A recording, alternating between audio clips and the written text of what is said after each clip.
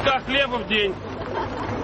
3 riekelės duonos, 5 banano, pusė agurko, gabalėlis obuolio, pusė morkos, 2 saldainiai – tai viskas, ką gali per parą nusipirkti pensininkas. Смотрите, кусок яблока. Grupė pensininkų ir aktyvių jaunuolių surengė Maskvoje piketą, norėdami atkreipti dėmesį varganą senyvų žmonių gyvenimą. Maskvos lombarduose daug klientų, kurių statusas visuomenėje keičiasi. Buvę pasiturintys žmonės priversti savo brangenybės užstatyti lombardę.